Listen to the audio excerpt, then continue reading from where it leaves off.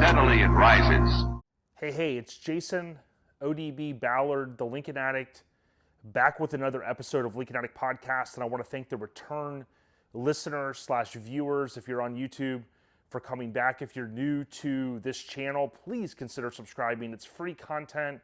We cover so much as it relates to the 60s Lincoln universe, as I often refer to as the Lincolnverse. Okay, so if you saw the thumbnail or the title of this episode, you may have noticed that the main topic is going to be Goldfinger. So on this episode, I will break down the car crushing scene from the 1964 beloved film Goldfinger. We will also look at some of the filming locations, including in South Florida. There may be some information that we uncover on this episode that wasn't previously discussed. I think there's some of the information that's been out there may not be 100% accurate, so we will look at that as well. We will also discuss several aspects of the film, including some of the Ford product placement.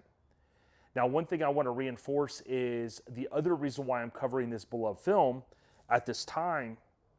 Of course, I live here in Central Florida, but this film production, principal photography, kicked off the week of January 20th through the 24th in 1964. So here in Florida, of course, in South Florida, the Miami area, the production team was here filming January of 64 for this film later to come out with a premiere in September of 64. And it didn't actually premiere in the U.S. until December, but it did have a world premiere in September of 64. So we're going to celebrate together the 60th anniversary of the Florida kickoff for principal photography. Now, this is a beloved film, as I mentioned. Rest in peace, Sean Connery. Rest in peace, Ian Fleming, the creator of this beloved 007 character, if you will. But I've always been intrigued by these films, and it's ironic that we're talking about this film primarily because of the Lincoln. If you haven't heard, there is a famous car crushing scene, and the sequence involves a car leaving a filming location and then driving to a scrapyard, a metal scrapyard. So again, we'll break that down. Now, if you haven't seen the film and you intend to watch it, definitely want to issue this spoiler alert. We're going to kind of share some information. Not so much, it's not going to mess up the plot of the film, but it's one of the famous scenes, again, that involves the Lincoln Continental. We'll talk a little bit about that location. And again, I think we'll get to the bottom of a misnomer, if you will, related to where the actual car crushing scene took place.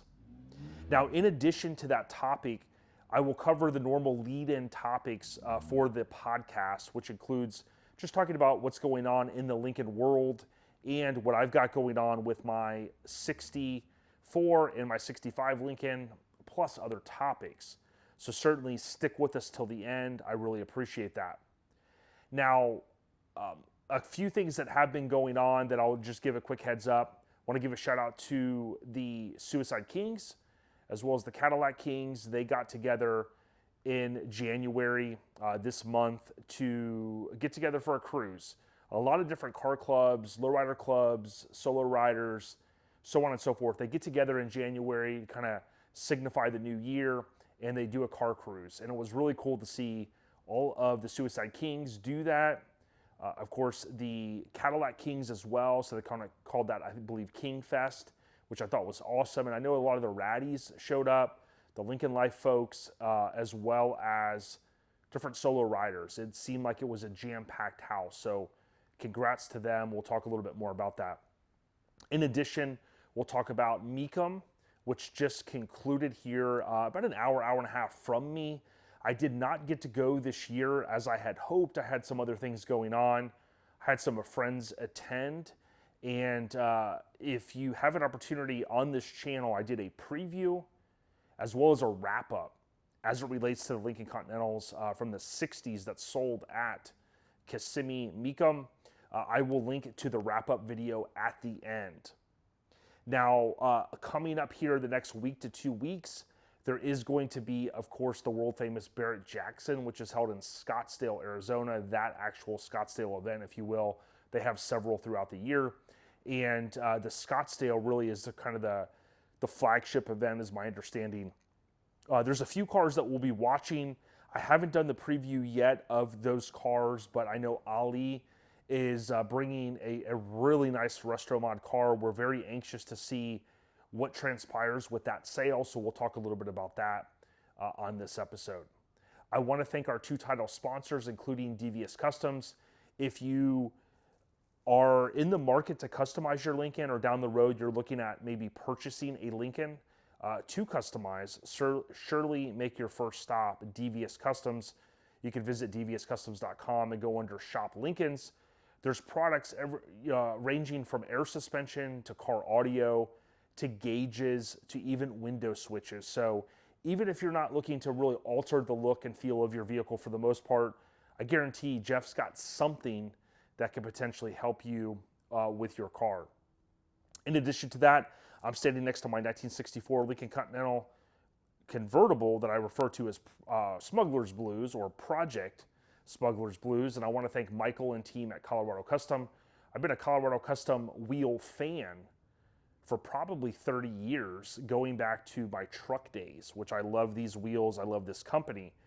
Michael and team produce many wheels and steering wheels and other parts, but you may not know that they actually produce a replica Lincoln wheel. So it looks just like the wheel cover, also known as the hubcap, and you could purchase those right through coloradocustom.com. The great thing is you're not going to have hubcaps flying off anymore if you go with these awesome Colorado Custom wheels. They range in sizes. I run a 17-inch wheel that looks fantastic, but of course you can get much larger. Hit up Michael and the team at coloradocustom.com. So with that being said, we've got the housekeeping out of the way. We've got a little bit of the overview. What I'd like to do is I'm going to jump in here. You're going to see I'll go a little bit smaller on the screen, and I will talk through some of the items, and then other times I'll appear a full screen. So without further ado, thank you guys so much for the continued support. If you want to leave a thanks, please leave a comment, certainly. And you can visit LincolnAddict.com for shirts, stickers, and other ways to listen. Stay on the rise, everyone. Let's jump into episode 36, Goldfinger and Lincoln Continentals. All right, so let's jump into this episode. I want to give a shout out to the Ratties, the homies from California. You should follow them on Instagram, the RATTYS Ratties. Also, huge shout out to Emma and the team at Mob Steel. They, of course, have their brand, Detroit Steel Wheel Co. Good people. And if you're looking for a wheel that's like a smoothie type wheel that's made out of steel and not aluminum, they can get you squared away. So there's really a jam-packed episode. What I'm going to try to do, though, I'm going to try to keep my segment a little bit shorter. And I don't mean it's going to be 2 minutes. I'll try to shorten this segment up because there's a ton of content that I have already on the backside that's related to Goldfinger. So we'll get to that. I want to thank Devious Customs. The episode overview is brought to you by Devious Customs, as I mentioned at the beginning. And again, this episode, we're going to talk about Goldfinger, so more on that. So Lincoln Life updates in general, I want to say this. I spoke with a gentleman by the name of Tim Wilson. And Tim, just a fantastic Lincoln enthusiast, just a wonderful guy to talk to on the phone. And I do hope, he did say that he'd be willing to come on as a guest. He has an original 1964 Lincoln Continental sedan that has roughly 2,000 miles on it. Original, documented miles. Okay, there's a cool story. I've hinted at some of that story via social media. I posted the black 64 with red interior. I will say this, Tim doesn't just have that 164 sedan. He also has, I think it's a pair of 61. So just a really good guy, someone that was super excited to talk with me. I was more excited, I think, to talk with him. And he showed a lot of love to just Lincoln Addict social media channel. And he really just was, he was impressed, I think, with the curated content, which again is always my first thing. I never really want to be first to post something, or I never really want to be, someone that, is literally on my phone 24/7, 365. I think I'm on it enough. But my whole goal really with this hobby, as I said at the beginning as well, or I'll say it throughout here, it's a hobby for me. So I do this for fun. I do it because I like this stuff. I do it. I like that time period. And, I've talked a little bit about that, but I want to say again, thanks to Tim Wilson for taking the time. Most importantly, thanks to Chris Dunn for linking us up. Chris is just a pillar in the Lincoln community, and he's been doing this stuff for so long. Obviously, there's a lot of other people too, and I want to highlight those folks, the folks at the LCOC, that the folks that put together some of the regional publications, including the Lincoln Continental Comments. That's been around a long time. I've got a lot more coming on that. But I do think that this podcast and this channel will continue to grow, and it's because of people like Jim Ayers that's always looking out, and so many others. And here locally, TC, Blair, Chris Dunn, John Cashman's looked out before on stories, and we'll text here and there. So shout out to John. Just so many people. And if you know me, and if you haven't figured this out already, I'm all about giving credit. Okay, I'm never going to be like, oh, I knew all this stuff. I just woke up one day and I knew it all. That's not who I am. If you remember writing a paper for school, you had to credit who you wrote, right? Typically journalists, right? Good journalists, they have to, they have to source things. Obviously, sometimes there's things that are off the record, but you know what I mean? It's for me, although this is a hobby, I take it serious and I like doing it. And who knows how long I'll do it for. I do intend to do more through my Substack. So if you want to find me on Substack, it's ODBS, so ODB's Life. And I've touched a little bit upon Lincoln, so I'm going to touch some more on there.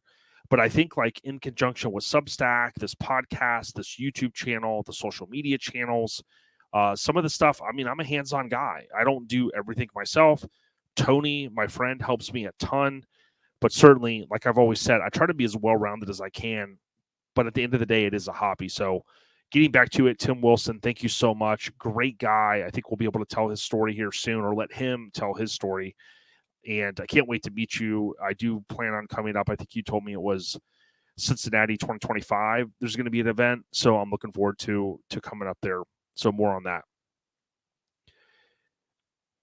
Kings Fest. What I want to do is I want to show you guys this. So shout out to Suicide Kings and Cadillac Kings. I'm going to share my screen.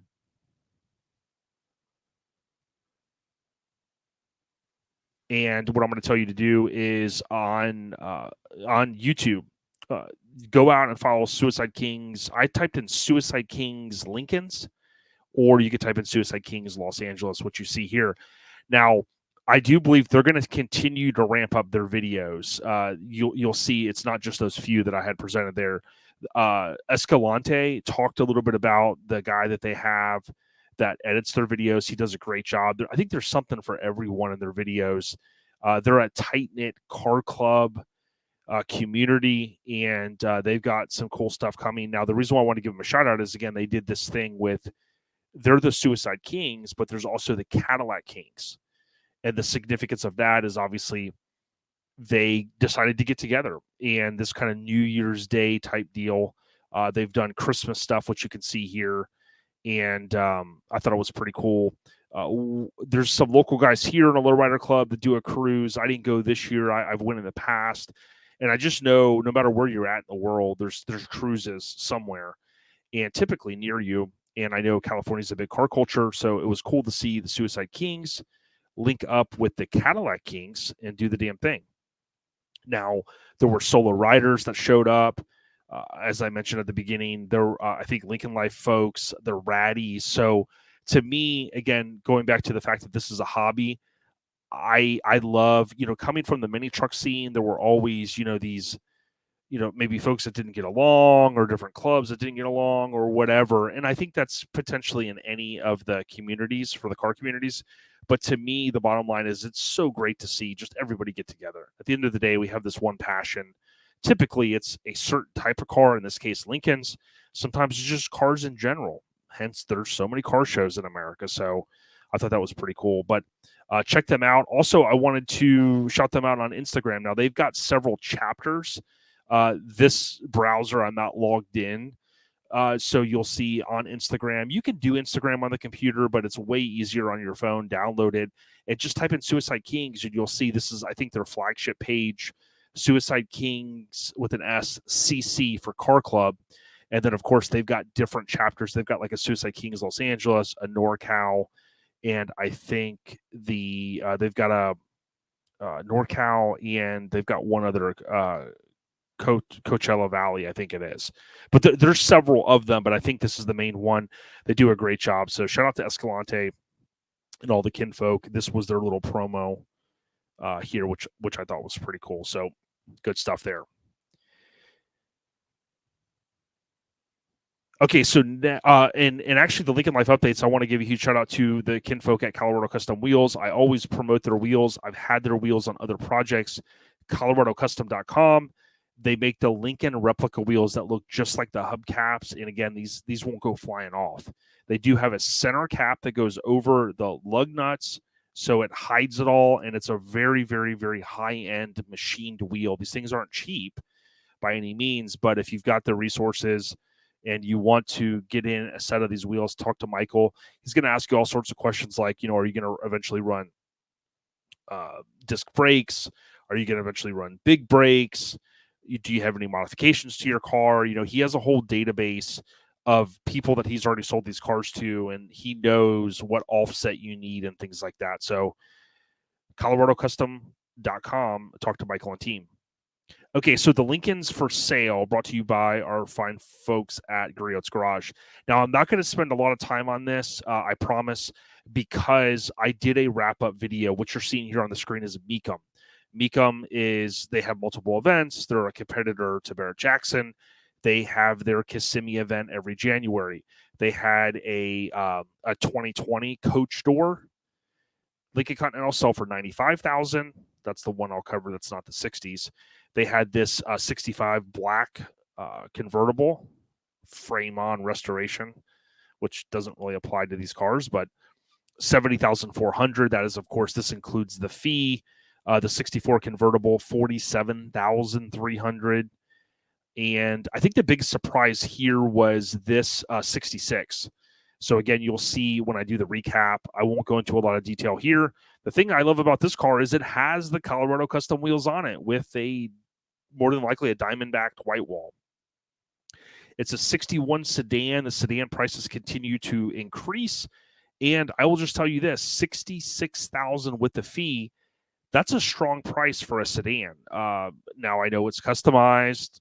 It's got a high-end wheel, Colorado custom wheel. And, it's probably not perfect, but certainly, people love these four-door Lincolns. People love the convertibles. Not everybody can maybe, afford the price of a convertible these days, but certainly someone got a pretty cool ride there. And I think this was the biggest surprise of the Mecum. As far as my opinion goes, this one didn't sell, the 64 black, so more to come there. Now, next, I want to talk about Scottsdale. So I went to Barrett-Jackson website already. I've already went to the docket for Scottsdale, and then you go to the car docket. Really what I want to touch upon here, because I'm going to do a video that will actually go over this. There are a couple convertibles. So you see this gold 67. This is a neat 66 custom limousine, factory coach built, which would have been Lieben Peterson. They did spell it right with the two N's, which I appreciate. Not a lot of these things were made. This was owned by a blues singer, Jimmy Witherspoon, which is super cool. It's airbagged, custom wheels. It comes with the original wheel covers. 67 convertible. I've seen this car in person. Gary Dobson, I believe, is his name. I've met him, and he's a nice guy. This thing is possibly going to go for some big money. It's a 69 sedan. You don't see a lot of the 69s for sale, but this thing has a 4L80E trans, an LS3, so it's a GM drivetrain, a crazy huge offset wheel in the back. So real nice car for someone that wants a custom Lincoln. We'll have to see what it sells for. Now, there's a guy in the truck club that I've been in since '98, Justin. Justin has built a lot of cool cars over the years, and that's kind of his business. And he is no stranger to building cool stuff. He's building this, what I'll call like a goldish color, 64, highly sought after year, of course, a little bit different mirror. Again, I'll go into a deeper dive. This one obviously has custom wheels, it's air suspension. It has a nice offset. I don't know if the rear end has been narrowed at all. It's certainly not perfect, I would say, to most people, but I would say to the majority of people that want a custom Lincoln, this is going to check a lot of boxes for them. The year, a very cool color. Not everyone wants a black Lincoln. Cool wheel offset. It's going to be pretty cool. You got a 63 sedan, blacked out. You have a 61 convertible, 5-year restoration with the original engine. I looked at photos of this car. It doesn't look perfect, but it looks really, really, really nice. And if you say, what do you mean it doesn't look perfect? Look at the heel pad. There's some scratches in it. I guess they maybe tried to dye it, dye the heel pad. But, compared to what we see with a lot of people, or a lot of these cars, it's certainly got a lot going for it. It's got some weird little, I don't remember all of these accents. Maybe I'm wrong, but it's got some things like, where they've done some different exotic interior pieces and things like that. So it'll be interesting to see what that car goes for. But the one I wanted to sum it up with is, again, I mentioned this car in the last episode. You have the 64 Lincoln Continental convertible, highly sought after year, make, model, you name it, but this one has a Coyote drivetrain. So Ali, when we had Escalante and friends on, Ali made that guest appearance on Lincoln Addict Podcast, and I kind of said, hey, can you kind of give us a hint of what you got coming for next year? Some of us knew, and this is the car. He's got these custom bucket seats that are made. You've got this crazy drivetrain, air-conditioned car. It's not a GM drivetrain, so it's going to, I think, tickle the fancy of a lot of people. And what you're seeing on the screen here is, again, a highly customized car. You could argue and say, hey, why would you do that? Da, da, da, da, da. Listen, a lot of these cars, people want them to be customized, okay, at the end of the day. So it's their money, and I wish Ali all the best. He's had it also on eBay, which a lot of guys will do. I haven't really talked about that, but people will showcase it, so to speak, on eBay, because you've got a worldwide market, people constantly looking. Of course, you maybe have the high price tag. If someone bought it there, then you don't have to bring it.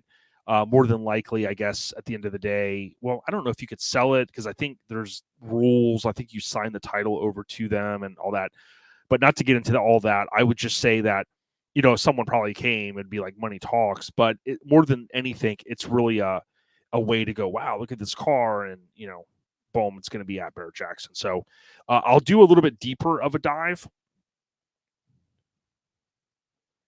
on the YouTube channel, as I normally do. And I want to just say the Lincoln's for sale is brought to you by our friends at Griots Garage, GRIOTS garage.com. That's Griots Garage.com. They have amazing detailing products. And someone like myself, I'm not a professional detailer. I'm just kind of the guy that likes to go out on the weekend, wash the car, wipe it down. They've got a ton of products, and they've got a lot of free tech videos on their YouTube channel. So there'll be a link in the description or in the podcast notes. Certainly check it out.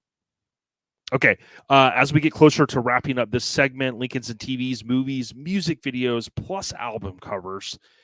Look, I'm not going to pick another one, because this whole episode, most of this episode from here on out, is going to be about Goldfinger, the 1964 amazing film that so many of us love and just a generation grew up watching.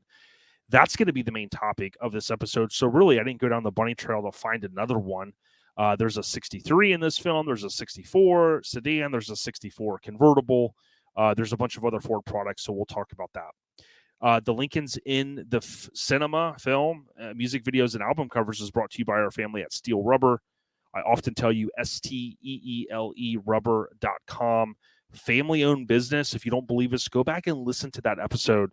Their products are more superior than the competition. And I can tell you this, these cars continue to go up in value. If it was me, I would put steel on all of my cars, and I would keep those receipts, because the products are not cheap, but they certainly add value to your car. When you go to sell it, you say, hey, this guy over here, he's selling his Lincoln. You see all the weather stripping. It's all dry rotted. It's all broken. It's not even there. Look at my car. My car's got it all there. Here's all the receipts to show how much I paid for it. So I love all that stuff because it's great products. It's family owned. And I love seeing the owner at SEMA whenever I do go. So shout out to Steel Rubber. Sealed with Steel is the hashtag we always use, and it's STEELE rubber.com. So with that being said, we're going to jump into Goldfinger. We're going to talk mostly about the car crushing scene, and I want to thank AccuAir. I have AccuAir on 2 current vehicles I've owned. I've had it on 4 total vehicles, ACCU Air, AccuAir.com. That is the #1 source in the world for air management if you have air suspension on your vehicle. And like I always say, you don't have to have a custom lowered vehicle. There's also lifted vehicles, as well as Jeeps now that have air suspension. So when you're off-roading and you want to change the ride height, you can do that. They're going to be rolling out additional kits in the future, my understanding. But AccuAir on social media, on YouTube, as well as, of course, AccuAir.com. There's a ton of videos. There's just cool stuff out there. I love their product, and I'll always be a promoter of it just because I've had great success with it, and I love it. So enough talking ODB. I tried to keep that segment under 20 minutes. I think it's a record for me maybe on this podcast. And with that being said, let's jump into the Goldfinger discussion. Thank you all, and stick with us till the end. I appreciate y'all. Take care. All right, so thanks for sticking with us up to this point. That was kind of the lead-in, the normal content that I cover. So again, if you're a return listener, you'll be well aware of that. Hopefully you enjoyed that segment. Now we are going to get into the title segment that I talked about at the beginning, and that is breaking down the famous car crushing scene and more information as it relates to the beloved 1964 major motion picture film, Goldfinger. So, thank you guys so much. Just know I do this stuff for fun. I'm not a professional as it relates to a shop or anything like that.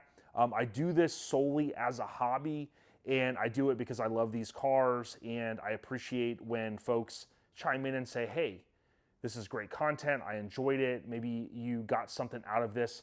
Please leave a comment. Again, it really helps our channel. If you're watching this on your Apple TV and you're like, hey, I can't really leave a comment, go back later on your computer or your smartphone, look up this video, watch it again if you can. And I would like to remind you as well, if you're listening to the audio version of this episode, thank you. If you're on Spotify or Apple Podcasts, fantastic. But go back and listen and view via YouTube as well. Not only does it help me out as far as my minutes watched, but it's also going to give you a visual that you will not have on the podcast audio portion of Lincoln Addict Podcast. So hopefully going forward, I'll do all video and audio episodes, and that makes it easier for all different kinds of viewers and listeners. Thank you guys so much. Without further ado, we're going to jump now into the Goldfinger discussion. Shout out to Jeff and team at Devious Customs, as well as Michael and family at Colorado Custom Wheels. Let's do this, y'all. Hey, so I'm transitioning from out in the shop to the studio here, and I want to jump right in and talk about Goldfinger, as I alluded that I would be touching upon today. There's a lot to talk about. Obviously, I don't want to just talk about the car crushing scene. That is going to be the lion's share. We'll go through that. But what I want to also kind of give a little bit of context of the film and whatnot. I did use the gold Lincoln emblems here, the star, and that came from the 1961, one of the more obscure catalogs. That's kind of harder to find. So I used that along with one of the few that I found movie posters here. You'll see here, I want to give a huge shout out to Lincoln Land. Fine folks there. I certainly appreciate everything that they've always done. And oftentimes, again, people ask me, hey, I need a particular part. And I always refer people, check with LincolnLandInc.com first. They've been around 40 years. And of course, they wouldn't have been in business that long if they weren't doing folks right out there. So certainly give them a shout out. Now, this was just a quick overview that I put together. We're going to talk about key items related to this beloved film. We'll talk about some of the Ford product placement and how that's changed over the course of time. We'll review the filming locations, and I think we're going to uncover something that no one's really talked about.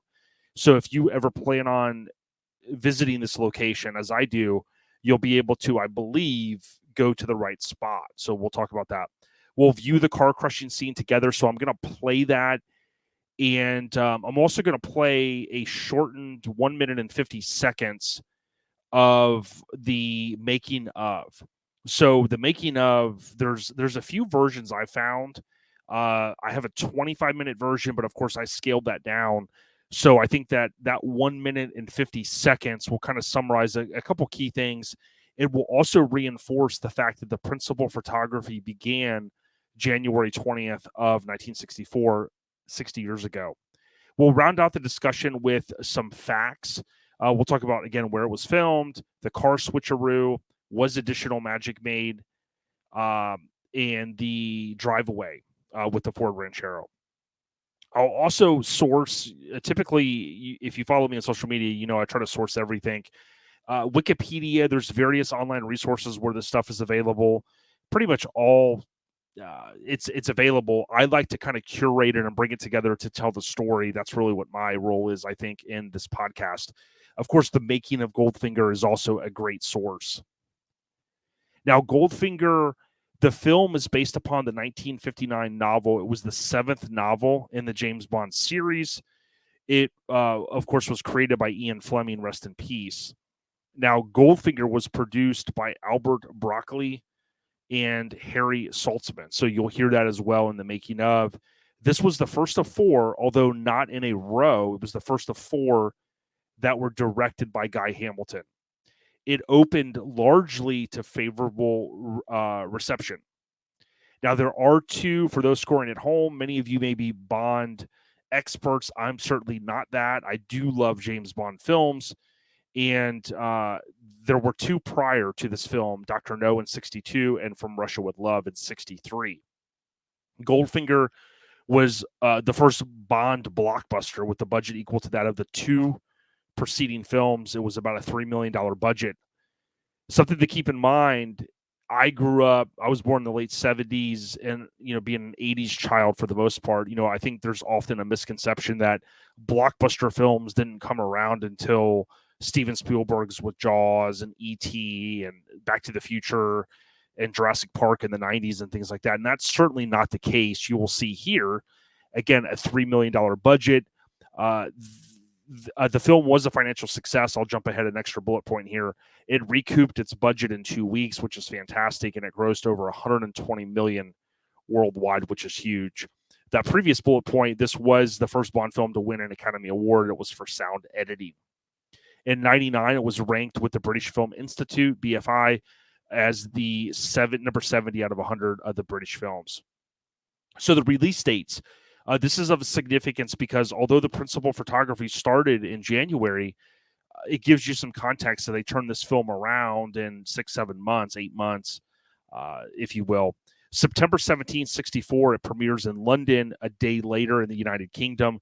Believe it or not, from all of the online content I was able to find, it looks like it came out December 22nd, 64 in the U.S. Around that holiday season. Comment below if you saw this in in the theaters or any memories that you maybe have of seeing it for the first time. Often people do gasp when they did back then when they saw the car crushing scene. Now, sadly, James Bond creator Ian Fleming, he passed away on August 12th of 64, so about a month prior to the premiere of this film. Now, what I want to do now is I'm going to go off camera and I'm going to go ahead and pipe in the video that I shortened. So it's not the 25 minutes. You'll see it's about it's a couple of minutes. So let's watch it now.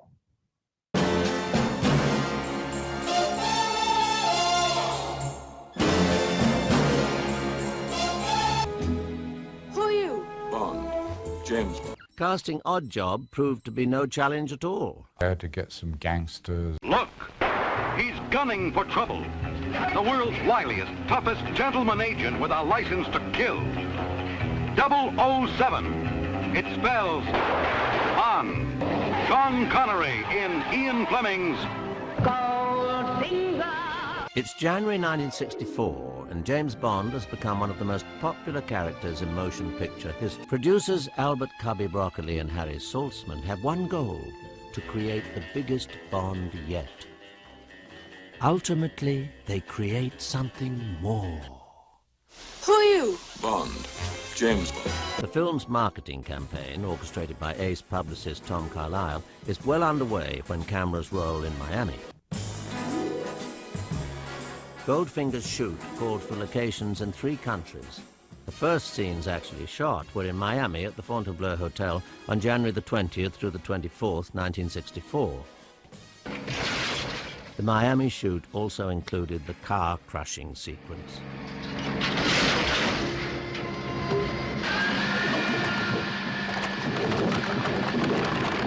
When we destroyed a brand new Lincoln Continental being crushed, the whole unit was speechless, all of us, because it was like part of ourselves being destroyed. I never forget it. Good night, Mr. Bond. Okay, so in that shortened making of, you see about just under 2 minutes, the narrator talks about some of the key things. The principal photography, first location was Florida, South Florida, as I mentioned earlier, and that was 60 years ago this month. So again, I'm kind of a date person. I like that aspect of it, and it's cool that we can put that line in the sand, so to speak, and say, hey, it happened the week of the 20th in 64, January. Now, I did not show the entire car crushing scene just because I edited what I had, but I want to go ahead and take a quick look at this now. And this is after they leave the one setting, which isn't even in the U.S. That's at Pinewood Studios, which we'll talk about. Once they get on the roads, that is South Florida. And, of course, Odd Job takes someone out, and then he drives to the metal recycling scrapyard, if you will. So let's do it. Okay. So what we're going to do here is I may skip ahead a little bit. This is the car scene. Many of you have seen this. They're tracking the car. There's the Thunderbird. He comes out of, this is at KFC. Someone has said it's still there. I haven't looked at all of these locations, but there's the T-Bird convertible. Again, part of the Ford product placement. We see the 64 sedan cutting the left turn there. Love watching these films again for the older cars and whatnot in here. I can't play it with the audio because of the copyright on it. There's a cool low shot of the car driving, green screening in. He pulls off on the side road. He does the dirty work. You can see the inside of the car. Again, we saw a couple of these short clips in the behind the scenes making of stuff. Living in Florida my entire life, again, you know, these roads and these highways and whatnot, they look almost the same how they make them. All of the overpasses and whatnot. Okay, so I'm going to pull this back here, and I'm just going to let it ride here. So turning left, you're going to see there's a hint there on that wall, which we'll talk about. The car, obviously, they cut away really quick. He pulls up. Right here is where the switcheroo. Can't even really tell. The camera jumps back. The white gentleman exits the car, walks away. And at that moment, boom, they have to have this pretty much spot on. They cut away there to a lower shot. The car is picked up. Again, this is not easy to watch. And you will see right in there, you can see the light coming through. You wouldn't have been able to see that if the engine was in there. It's placed into the car crusher. Again, this is very, very difficult to watch. I apologize. It is worth noting right here, and I'll try to pause this so you can see it. Right there, that's the best shot. The door handles do appear to be painted blue. What that indicates to us is that the car was resprayed. I do understand people could say, well, hey, the Continental scripting, the keyhole cylinder is also not painted. They could either wipe that off. They could have taped it. If you're going to go that far, you could say, hey, the peak moldings aren't painted. The grill's not painted. The hood ornament's not painted. They would have taken some care to tape up the car, but it does appear right there that the door handles are painted. They would have resprayed this car to match it to the 64 because they're doing the switcheroo. Now, again, leave a comment. Let me know what you think so far of this episode. I certainly appreciate it. This segment is only a short while longer. And again, this is difficult knowing how hard these parts are to even get. It's just very, very tough to watch. Someone out there's probably got a little piece of this car, or maybe the family or someone that worked there. They probably went and grabbed a piece of it. Who knows? That would be pretty neat. Part of movie history if you could verify it. This is kind of the part of the gag. I'll talk about it a little bit later. I do think you can see the two different color paints here, and our understanding is that this was cut down so that it could fit into the Ranchero. I'll get into this later, but I think we all know that there's no way you could take the mass of a Lincoln, crush it into one little cube like this, and put it into the back of a Ranchero. It's just not going to happen. I do believe that is the same white gentleman. You can see his face there. When he gets in, they cut away. That is movie magic. And, of course, there is Odd Job. Again, if you continue watching the scene, and here we see a good view, which I want to talk about later, where I think that this scene has incorrectly been referenced at the wrong spot. But when I do the overhead of this physical address here where this took place, where we believe it took place, it's kind of hard because there should be a canal behind this. And I look at it and go, okay, there's probably a small possibility that it could have been recreated, this portion of it, in Pinewood Studios, but I highly doubt that because we would see Odd Job there. And again, there's a white gentleman, probably this part of the second unit, that walks away from the 63 and gets in the Ranchero. This, of course, they're in the T-Bird, and they're like basically the tracker is done. And here's where you see the Ranchero drive away. Again, if you look at this before and after, you'll see that there's not, the white wall tires and the hubcaps and things like that are different. So there's that portion of it. Let's continue on. Okay, so very, very tough to watch. And what I did there is I piped in some discussion over it because it's copyrighted, and I can't play that audio as well because it'll get knocked down here off of YouTube. So something I want to talk about is now that we've watched that and we're just like, my mind's blown every time I see that, I want to talk about the Ford product placement. So product placement is huge in 2024 as it relates to placing any products into a film or production. When you think about cars and trucks, gadgets like iPhones, restaurants, toys, pretty much anything, they're able to say, hey, the Hollywood studios are able to monetize off of that. If you go back to one of my favorite films of all time, Back to the Future, released in '85, there's products in there, but even at that time, there wasn't really what there is today. Some of the behind-the-scenes stuff with Robert Zemeckis, who we'll talk about, that, we just went ahead and put, Tab, if you will, that soda that was popular in the 80s in there, and we just, did such and such, Mountain Dew or whatever, and it wasn't so much. It was like, hey, if they had approval and the company said, sure, do it, they just did it. And that's kind of like what happened here. Now, my thought, and I don't have any actual fact on this, you will find in this next bullet point, basically product placement wasn't what it is today, and companies really didn't see the value, or there wasn't the handshake deals, or there wasn't the money exchanging, if you will, right? It was just like, hey, it was more prestige. Maybe they saw a little value in it, but you would think that in the pre-production, they would have went to someone like Ford, and Ford was like, oh, man, that's cool. The other two films were successful. This is going to be a major motion picture, they're going to say, hey, it's got a budget of $3 million. Wow, sure, we'll truck some vehicles and provide those to the production. Did they know what was going to happen to the Lincoln? Who knows, right? Now, I watch the Knight Rider historians. I may not be the biggest Knight Rider fan, but I love their passion for that whole universe, right? It was only 4 seasons. They know every aspect of every car and every jump and all that stuff. But they often talk about a company called the Vista Group.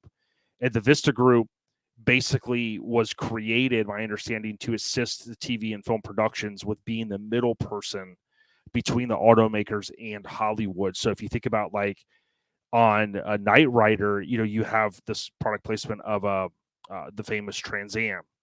You have the GMC General that's used as the command post, right? And then you have all kinds of other vehicles, and you had this Vista Group, and they were doing that kind of thing that obviously I don't think they were around in the 60s, but that they were probably the foundation for a lot of the handshake deals and deals that go down now to say, hey, we want to put the new Camaro in Transformers, or we want to put the new Mustang in such and such. Again, just to kind of lay some context. Now, there is an article, if you Google 1989 LA Times, the Vista Group, you'll land on this article, and I've got a couple of quotes here from this 89 article where it says, but car placement was not always such a big deal. Back in the 60s, Detroit automakers gave the process little thought and poured free cars into Hollywood like water. Often when one auto company would provide an entire fleet free to a studio, and that's probably what happened here. They just said, hey, it's prestigious. There's probably no money exchanged. Sure, we'll give you X amount of cars. Now, some of the cars I counted in the film, a lot of them are passerby cars or, things that weren't necessarily hero cars or main placement. But there's a lot of Ford cars there, and I love watching these old films because there's a lot of old cars, obviously. Now, they also go on to say, there's a quote here, which I forgot to put in quotes, yet the automakers had little control over how the cars were used. Sometimes they didn't know whether the cars would end up in front of the camera or in the producer's latest lover, or with the producer's latest lover. So think about how the Lincoln was used in Goldfinger. Did the studio even know what was going to happen to it? Who knows? Now, the car crushing sequence, sadly, the James Bond film, as I mentioned, is etched into the Lincoln Continental universe, or as I refer to as the Lincolnverse, right? And I like just kind of using that. A lot of people say, metaverse and all that crap with Facebook. But, if you think about the universe of Lincoln and, these different films it was in, everyone talks about Perry Mason and Green Acres and all these cool shows and real popular stuff at the time. James Bond, this film really brought it to this blockbuster status, and it was pretty neat, even though it was crushed, that it does have this connection. Now, my preferences obviously don't crush it, do some Hollywood trickery, but we'll talk about that. Now, several cars were provided, from what I understand, by the Ford Motor Company, the Mustang that Tilly drives, the Ford Country Squire wagon to transport Bond from the airport to the stud ranch, the Thunderbird, which Felix drives, of course, that's there on the South Florida roads, and then the Continental, which Oddjob kills Solo in, and there is also a Lincoln convertible in the film, a couple Lincolns, 2 or 3. Now, as we kind of get into the meat and potatoes, the car crushing filming scene up to this point, if you go online and you do some checking, which I love movie site locations for all films. I'm not a James Bond, like a specific fan. I'm a fan of a lot of Spielberg films, like Back to the Future, but I love movie site locations. I actually lived for a period of my life, a couple of years, in a neighborhood by here where Edward Scissorhands was filmed. And that was a place where a lot of my friends lived when they were younger. So I enjoy this stuff. And I have a friend from California, Sean, all about Los Angeles. He does a ton of movie site locations, pop culture stuff, you name it. So if you do some digging, you're going to find this 007travelers.com website. This is an image from his site. Now, certainly, I'm not covering this portion to kind of say, hey, this guy's wrong or anything like that. I'm just pointing out, sometimes I'll spend hours trying to figure these things out, as other people do. So I appreciate the dedication that like a 007 Traveler website, a fan will go through to figure this stuff out. I do think it's slightly off, so we're going to get into that. But he has the location pegged at 3338 North River Drive, Miami 33142, or is it? Again, I think that we will find a discrepancy. Now, the couple things I wanted to mention in the film, we'll look at some of the screenshots. If you pause the scene, you will see the Atlantic Iron and Metal Company. That is plastered on the wall. You see a wall here. You see train tracks, which Odd Job drives over. Technically, Odd Job wasn't driving at that time. I can tell you that because I've recently noticed that. Now, there is a person that claims, just in a comment, nothing to back this up, that the crew and location advisors in the past had said that the U.S. filming had the Lincoln drive-in and stop, and the crushing scene was filmed in England at Pinewood Studios. We know they used two different cars and so on and so forth, but I truly don't believe this, and this is why. I've never seen anything to substantiate this. There's also a person that has chimed in the past on this content that goes by David is Fishing, and he says to the person that claimed this guy's name was Martin Cole. He says, Martin Cole, you were definitely wrong. Wrong is in all caps. The car was crushed in Miami, Florida. It was my grandfather's scrapyard on Riverdale Drive, which he says, he says River Drive. Sorry. So, yeah, River Drive. Two different cars were used. The one he drove in is not the one that got crushed, which we know. They used another one with the engine removed, which we'll talk about, or we did talk about there in a moment ago. And the scrapyard is still there. The entire engine was removed at the scrapyard because they don't crush cars with the engines in them. That's why you don't see any fluids. My grandfather passed away in the late 70s. The pictures of them filming it, or had pictures of them filming it on his wall. Now, I did reach out to this individual. It's a long shot that I'll ever get those behind-the-scene photos. But if you paid attention in that short 1 minute and 50-second clip that I edited together in the past, in that clip, you will see one of the behind-the-scene photos, and that's kind of a raised photo, and you show the cameras faced at the car crushing machine. That's when they're doing the close-up of it. So, although you can kind of tell, like I almost think that they filmed it on different days, maybe. You know, they had the car drive in, and maybe that was the end of the day, and they come back the next day, and they kind of set up what they're going to do. Whether that happened or not, it doesn't really matter. It's, you know, you can, if you really analyze the scene, you can kind of see some of the differences. And we'll look at some of the photos here later that will also tie into the video that we looked at earlier. Now, another guy chimes in and says the Rich N-E-W-N-E-S Nunez said, you were absolutely correct, David. So he's responding to the David is Fishing guy. I lived here in Miami all my life, and there is no way any of the scene was filmed in the UK. As I said in my reply to Martin, they do not have palm trees or Australian pines in the UK. He goes on to talk about a food fair, which I didn't see in what I was analyzing, so I won't mention that. So, again, we have someone that says, hey, it was my family's business. He had photos on the wall. And in that behind the scenes audio commentary, if you will, they mentioned January 20th through the 24th included, that was in Miami, and included the car crushing sequence. So I highly doubt. Now, my friend, I have a buddy, Noldy, who is a huge Superman fan, the biggest Superman fan I know in the world. And I believe he has told me in the past, I think it was Superman 3, which I loved growing up, by the way, with Richard Pryor, or do I have it mixed up? Was that Superman 4? You know which one I'm talking about.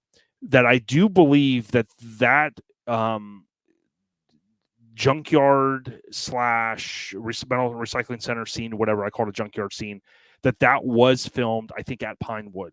I think I believe I saw some behind the scenes stuff recently where they talked about a lot of those cars were brought in to make it look like a U.S. junkyard and stuff. So certainly, could they have done it? Absolutely. But based upon what we know, we do believe that it was filmed in Miami, just not at this exact spot. Now, these are some of the photos from 007 Traveler. What stood out to me is there's a wall.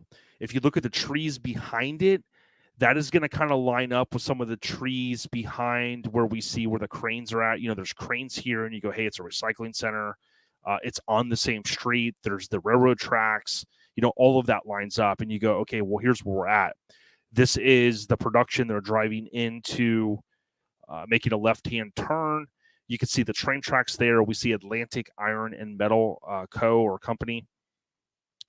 We could see here now. This screenshot is the clue that the location that has been posted prior is not 100% accurate.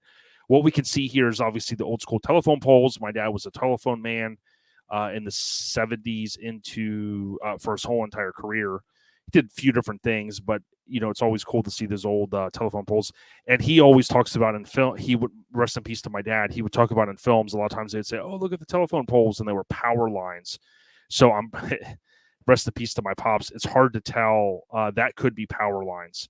I know we have a bunch of those old glass insulators, and they were often up here in these areas. But yeah, now that I think about it, it's probably power lines.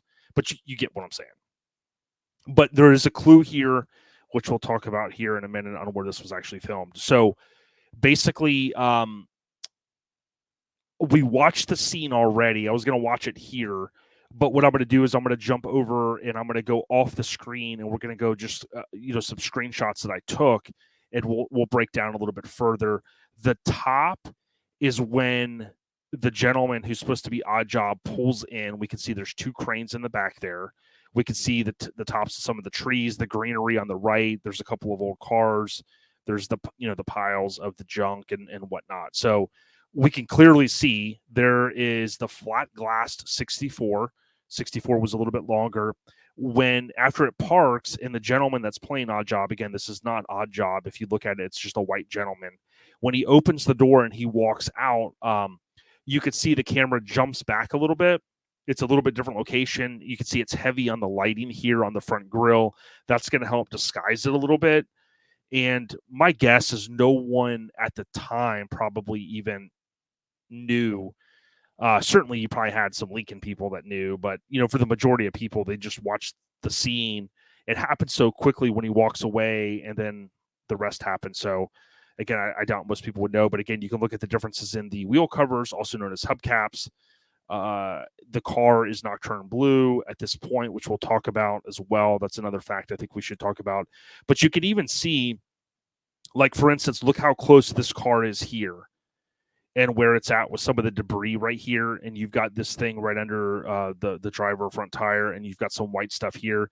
You can look here, and again, it's none of that stuff is here. As close as this would be, you would see this, even though we're talking a different shot. We've got a shot right here, front 3/4. And then the bottom, we've got an elevated shot down. But clearly we can tell that is a totally different vehicle. Now, if you're liking this content, please leave a comment. Even if you just go in and pick an emoji and like a thumbs up and hit send, that helps us here. So please do that if you're on YouTube.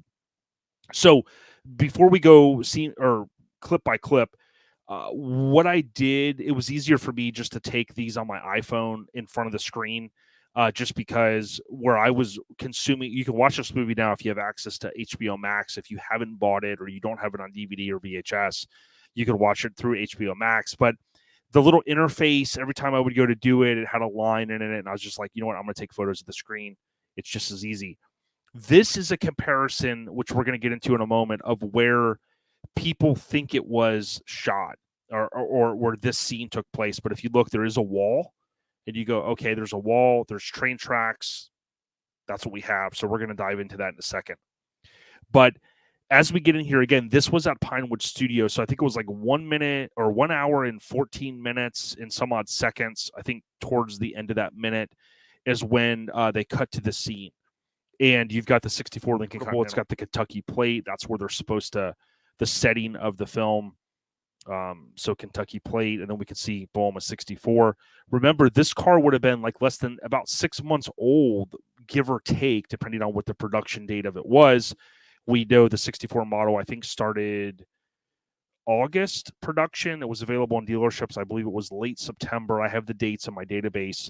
But, basically, let's just say September, October, November, December, January, 5 months old at this point. Wish we could see the odometer, but we can't, and the shots. This is in Florida, on the highways down there in South Florida. I do believe they changed out the rearview mirror. I have a 64 Lincoln, so I should know. But the mirrors in these cars tend to kind of, you have to tighten the screw and put the little stuff on them. So mine's a little, wonky sometimes. But I think they changed that front or that rear view mirror to give this perspective with Oddjob. Also, it's worth noting that all this other stuff is green screened in, however, whatever you wanted to call green screening back then. He was not in Florida from what I could tell. And so, again, they would have green screened this stuff. You can see the clock. We can see it's an AC car. It's an AM, FM radio. Or, excuse me, it's an AM radio, not FM. So it wasn't like a highly optioned car. This is where they turn off on the side road. Oddjob does the business. You can see the interior of the car. Again, I love seeing this stuff because there's not a lot of photos of these cars brand new. And certainly when you have a film like this, it's like a time capsule to a certain extent because, you're getting to see things on film, especially now. They probably would have never thought we'd be talking about this 6 years later in HD, 4K, all that stuff. Because when this stuff was shot on 35 millimeter film or whatever they used, that's a very, very high resolution. So it can be upscaled easily to, I think people have even said it's even a higher resolution than 4K to a certain extent. When you really break down. But regardless of that, you get the point that I'm making. This stuff looks way better than it did, I'm sure, on the cinema screen back in the day. So again, we can see here down these famous Florida roads. I know these roads, the interstates kind of still look the same. There's Oddjob driving the car. This is where they turn into the Atlantic Iron and Metal Co. And as I alluded a little bit ago, the hint is right here on the information being incorrectly shared in the past, which I think we're going to get down to this. And again, thanks for sticking with me. I know kind of a lot of detail, but I love this stuff. You can see here the car's pulling in. We've got the green trees in the back. We've got the two cranes. And I just literally was like click, click, click on my iPhone just to kind of get the shots I wanted so we could talk about this. It was the easiest way to do it. I wanted to play it through HBO, but if you're ever recording your screen, the system knows and it basically blanks it out. So you can't do a screen record. So this is the switcheroo. Again, you see the green tanks there. You see the pile. You see the two cranes, the old car there, some of the debris on. There's a white gentleman that's driving the car. They jump back here. The guy's got the top hat on. And you can see it's just a little bit different setting. There's no car on the right. Again, you could argue and say, well, yeah, it's just out of frame. But, bottom line is whether they did it the same day. Again, you could argue that this location is a different location. I don't think that it is. I think the gentleman that even tried to claim that he's seen people mention that in the past, that, he talked about this was not a U.S., crane and all that. And granted, you can really break this stuff down even further. But the bottom line is we're pretty certain, I'm confident to say, the car crushing scene took place in the Miami area, just not at the location that's been shared, and we'll break that down in a moment. So, of course, we've got the crane coming in here. And I'll jump a few ahead. Very tough to watch. Again, you guys watched this earlier where I gave some commentary. And I think I mentioned right here is where you can see through here. It's tough to see, and they did a good job of how they did this. But basically, the engine is removed, and the engine and trans would be removed, and you can kind of see up through here. You wouldn't really be able to see this light kind of coming through for the most part, but it's all black under there. You could even see this inner fender wells kind of dangling there. Still tough because there's so many good parts, and with these cars being more rare, it's tough to watch this. Now, I will tell you this. I think I mentioned this earlier. The blue, we're pretty confident this was not a Nocturne blue car. I do believe that they resprayed this to match it. That would have been a key component for the switcheroo. You could argue and say, well, Jason, if they painted the door handles, why did they not paint the door lock cylinder and the Continental badging? The Continental badging you could pop those off. They could have taped up this. They could have, I mean, even, then you could argue and say, well, the peak moldings weren't painted. How much did they take off? Did they, maybe tape up the peak moldings and just wipe away the paint on the lock cylinder? I don't know. But certainly if this car was resprayed, which I believe that it was, they did it, quick, what I refer to as a Hollywood respray. They did that all the time on the Dukes of Hazzard cars and Knight Rider and whatever show, to cover up the blemishes. A lot of the stuff wasn't going to be seen on screen, so they thought. And again, just very, very tough to watch, especially in slow-mo, which I'm making you guys sit through. So we're going to keep going here, and we'll wrap this up here in just a couple minutes, so bear with me. What we're going to look at here is the car crushing scene. The car is now smashed. This is kind of like I don't know if you'd call it tongue-in-cheek, but this is kind of like a gag, I think is a better word. Now, what I can see here, to me, it looks like two different color paints. You've got the darker blue, and you've got this lighter blue. Now, I know that's a little bit of a stretch, but I really do think if you watch this and you pause it, this looks like the Nocturne blue. This looks like the Bermuda blue. So we do also know for a fact, well, as far as we know, I've seen things where they said that the production team had to cut that remaining metal. There's no way, I think we all agree, there's no way an entire huge Lincoln Continental could be crushed and put into the back of a Ranchero. It's just not going to happen. So again, it's a little bit of a gag, and that's what happens. Now, this is not Odd Job. It's the same gentleman, I think, that walks away from the Lincoln. Of course, this is going to be like a second unit production type deal, so they can keep the high paid actors, off these kind of sets. But as soon as the gentleman gets in the car, they cut to this shot, and that is Odd Job. And of course, they probably green screen some of this stuff in.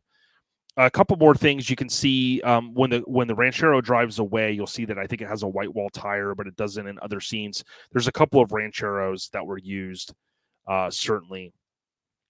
I think I got a couple of these shots here, and it's cool to look at some of the settings. Yeah, it's got white wall tires here, different rim setup, hubcap, whatever you want to call it. So there you have it. Now, so to summarize the car crushing scene, I think the facts included was a 64. We know changed to a 63. I'm convinced personally that all of the filming took place in Miami. We're going to look at the location here in just a moment. Odd Job is not the person who gets back in the Ranchero. As I mentioned, if you look closely at it, you'll see it as a white male. The Continental had its engine removed. We can tell based upon what we've read online as well as underneath the car. The car had been partially cut so that it could fit into the Ranchero. I think we know that. There's no way a crushed Lincoln, even the weight of it, just wouldn't work. There was no real movie magic, or was there? There was a real 63 that was crushed. That was one of 28,095 built. I guess some movie magic, the Swapperoo. Again, I think most people that saw this in the cinema, they didn't know the difference. 2 Rancheros were used. Again, you'll see if you look at that scene. I'm confident we figured out the crush scene. So I think I kind of got some of my slides a little bit out of sequence here. So I'm confident I'm going to show you guys that the crush scene was at a different spot. So if you remember, or you watch this film, or you look at some of the screenshots or rewind here on YouTube, there's a 3200 on this wall. And this is 3200 on the same street. I'm confident that more than likely this was a business, and they decided maybe they had multiple spots on this road and they sold, or maybe it's a totally different place. But I would think as someone that kind of comes to town, you're like, oh, you go to the street, and then you're like, there's a metal recycling place, and you go to it. What I want to do now is I'm going to show you. Okay. So if you just type in 3338 NW Northwest North River Drive, this is where he went. And I could certainly see where somebody would say, hey, this is a wall. The car drove right in here. Back in the day, it circled around. You've got these trees. You've got cranes. This is the recycling place. What it doesn't match up to is the address in the film. So the address in the film is 3200. Now, I do understand, I don't work in Hollywood, but I understand what set dressings are. And I understand where somebody would say, well, hey, Jason, they probably just did a set dress and they put 3200 there for whatever reason. I definitely don't believe that. And I think the proof that is, if you look here, I believe right here is where it said 3200. Now, you got to remember, this is a little bit different shot. This is a Google car driving down the street. Basically, this gate right here would have been the opening where they would have driven and they would have turned in right here. They would have driven around this backside or whatever was here, and then the car crushing scene would have happened right over here. Now, I think the best evidence that I have for this is going to be that this wall here, I counted, I think there's like 10 blocks. It's about the same height, even though, again, this shot is a little bit different. They would have been a little bit lower shot. The wall kind of appears a little bit higher. But you have this wall in this section. There used to be a kind of an accessory structure here. This has been filled in where I think this is the grate. And then you have this wall here that has a slight bend to it. Okay. So follow me just for a second. If you look here, you see you've got this wall, the 3200's right over here. You've got this long wall. Again, I know it appears a little bit different. And down in this area, you've got this some sort of accessory structure. And I don't think this is the wall. This is actually the structure that butts up to it. Maybe there's like a little side wall there. But it basically jets up here. You've got this grate. And then you've got this wall here. If you look, there is a slight bend to it. I spent a lot of time. We'll jump back to Google in a second. You've got this long wall. It kind of jets up a little bit. I believe this is where that accessory structure, and there's a clear bend right here where this wall, part of this wall still exists. So I am very confident on that. Again, this is where I break down the E versus the H and 63 versus the 64 color. And again, I promise we're going to wrap this up here in a second. Now, when we go back here, again, I feel like the camera was right over here. The car turns in. There is a gate that's closed now here. And you see clearly from this angle that there's that little bend in the wall right there. This is 3200. That's the same that we can see in the film. If we go back here, we can see there is a channel behind it. You have these trees, which I believe is the trees that you see. And then it's hard to tell, but obviously there would have been an open space behind those. But I do believe if you look here, there is a street light, and right in, I think it's right here is where the wall is at, or where the opening would have been, where they would have turned in at that time. You could see here, again, this is where an accessory structure used to be. And then you could see this bend clearly from Google Maps. The car would have turned in right over here. The 3200 would have been here. It would have pulled in. And let's say there was like the mound of junk or whatever, it would have pulled in here. It would have circled around. The camera crew would have been here. They would have been facing out, which you would have the cranes, the pile of the stuff, and then you'd see the trees in the background. I don't think there's any other way to spin it. Again, if you look at the two locations, this is it. It matches the 3200. We can see the wall. If this wall was still not there, it would make it difficult, but I can tell you this. The train tracks are there. You've got the bend in the wall. We can see where the accessory structure. And if you go back to here, it's kind of hard to see in some of these.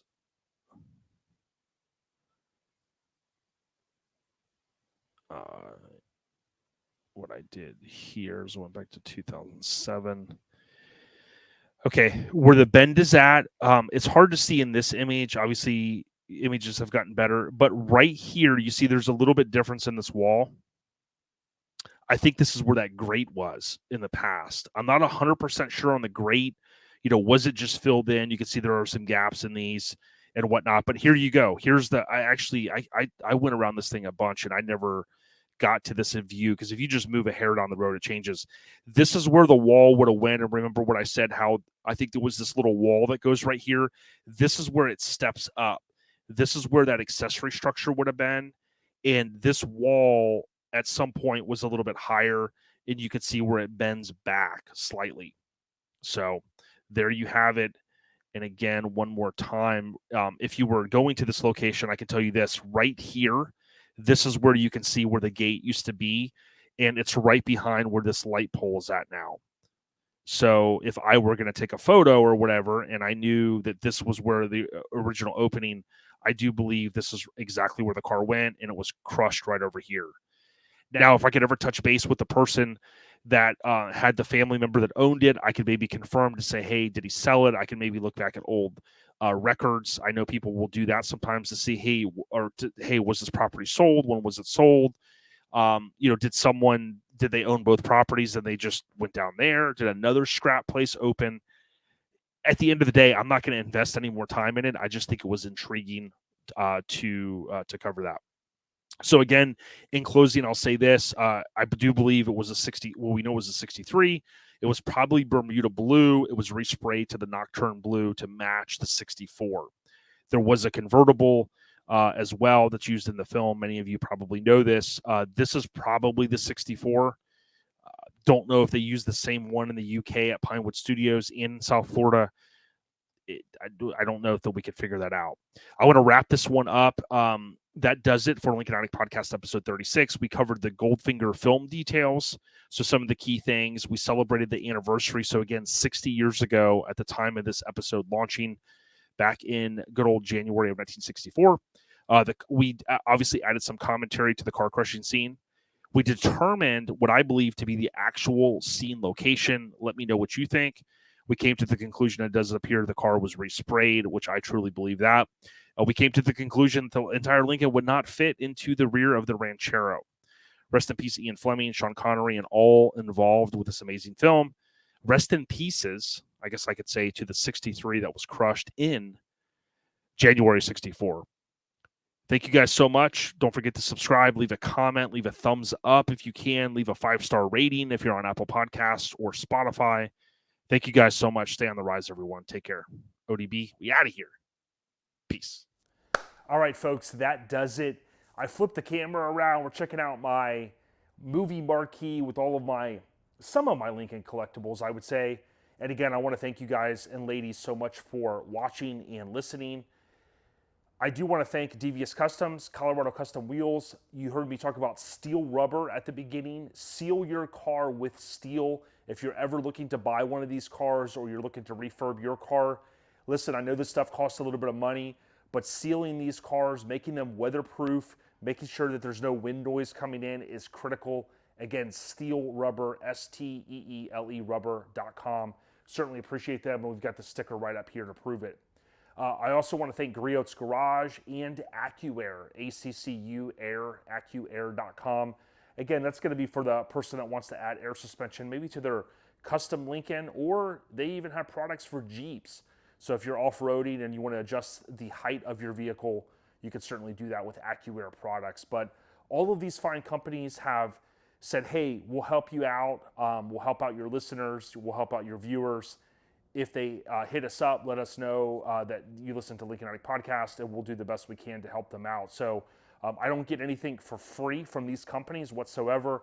I just take pride in pushing the companies that have fantastic products and potentially are going to help you in the future on your ride or project. So thank you again so much. If you like the new production and some of the production value associated with this, let me know what you think. All of the comments, I'll do my best to go back and respond to each one of them. And if you're on an Apple device or Spotify, any way that you're listening to the episode audibly, please go in. If you can, leave a rating. A 5-star rating is much appreciated. If you want to go a step further, leave a comment, and I will try to get to some of those here in the future on the podcast.